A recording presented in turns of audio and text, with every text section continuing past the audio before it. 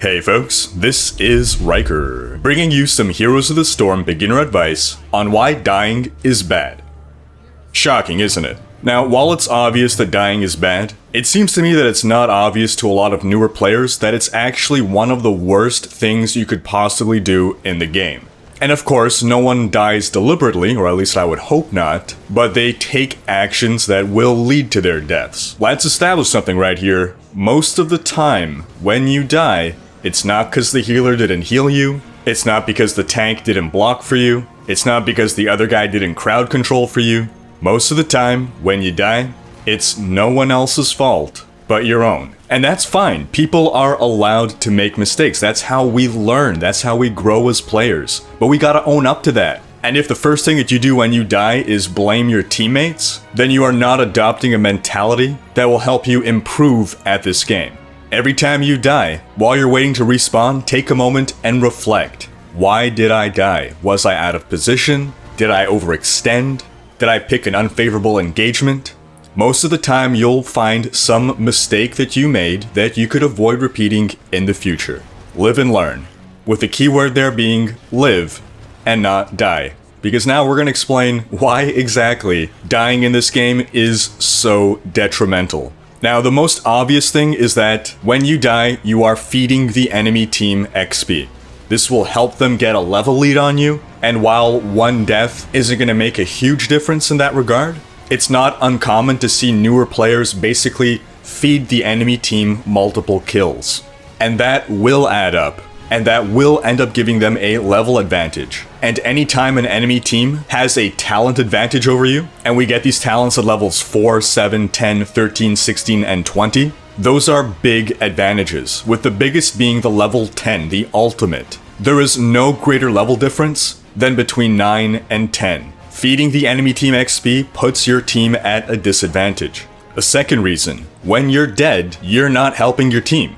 You're out of the game. Not only is that not fun for you to have to be out of the game for some period of time, but now there is a burden on your team to have to cover for your absence. If this was in the laning phase of the game, that 1 to 10 journey, and you were the only person in your lane, then the rest of your team is going to have to rotate someone down to fill your lane while you're gone.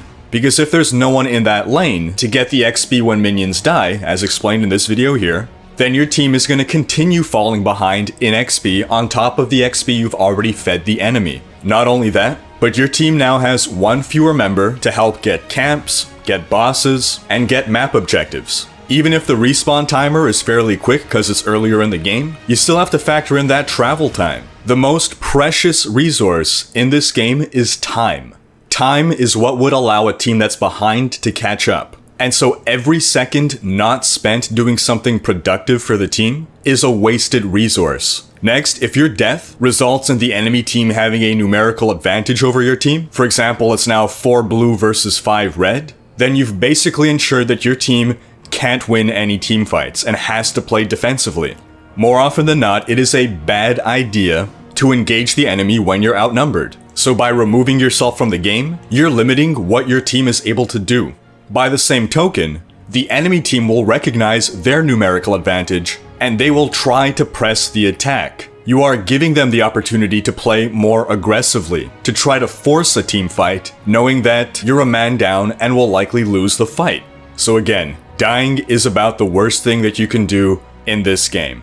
Now, some notes here. If you're playing as Murky, it's not as bad to die. That's because Murky respawns very quickly thanks to his egg, and his death only feeds the enemy team a third of a kill. So if you could trade with Murky, by which I mean you die in order to kill one of the enemy teammates, then that's actually a really good trade. In general, trading is not a good idea. If you sacrifice yourself to kill one enemy team member, then there better be a really good reason for that. The only way that's going to be a good trade is if that enemy teammate was more valuable than you. And you will very seldomly find yourself in a situation in which that's the case. Most of the time, if you die in order to kill an enemy, then there's no net gain or loss for either team. Another thing, if you see your teammates going down, don't go dying with them. Yeah, that might seem honorable, and we all saw the movie 300 and that was awesome, but hey, if you want to win this game, don't go into a fight that your team has already lost. Don't keep fighting until your whole team is dead. Now again, there are some circumstances in which dying isn't as bad as it normally is, or when it's okay to sacrifice yourself. For example, Diablo has the ability to sometimes respawn very quickly. That diminishes the impact of his death, but that still doesn't mean that you should play recklessly and just let yourself die. That said, generally, if there is one person on a team who will sacrifice himself, that tends to be the warrior. And it's not that he's intentionally killing himself, the warrior generally just has the best kit to survive, to be that last man standing, to allow his team to fall back, and then he tries to pull out, or again, sacrifices himself so that the rest of his team can survive. So if you see a fight going poorly for your team, and you see the warrior start pinging retreat, then please, retreat. Even if you see him still skirting around, or maybe he falls back a bit and then re-engages, that's not a signal for you to re-engage with him. He's saying, get the hell out of here, I'm holding them off until you can get to safety. Warriors have lots of health, they have lots of crowd control, they tend to have escapes. The warrior is trying to save your team. Let him do it, don't let him die in vain. In a similar manner, if a battle's going poorly, and your teammates are starting to fall back, and maybe you're a squishy assassin, you're left in the fight, you've taken a lot of damage, and then you see the supports come back and he's healed you or he's put a shield on you, that is not a signal for go ham. That is not a signal for dive back in there. That support's coming back to offer what he can to help you get away with your life. Don't throw it away. Not unless you're gonna make a great trade. Another point, the watchtowers. So often at the start of a game, especially on maps like Blackheart's Bay where there's a central watchtower, people like to spend the first 50 seconds teamfighting over a watchtower. Okay, I get that one of the draws of Heroes of the Storm is the ability to teamfight from the get-go. That's cool, that's fun.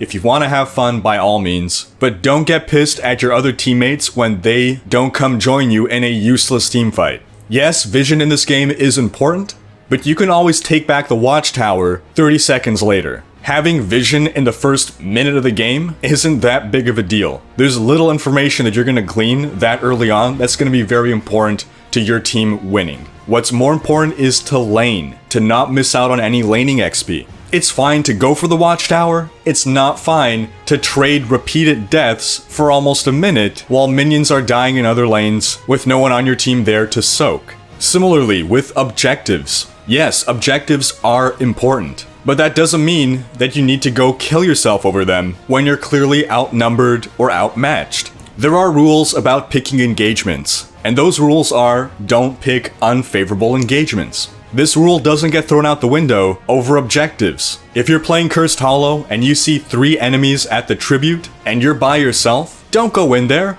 Maybe your mentality's gonna be, oh, I'm gonna stall them, I'm gonna delay them. Yeah, maybe you will. And then you're gonna be out of the game for a longer period of time than you delayed them.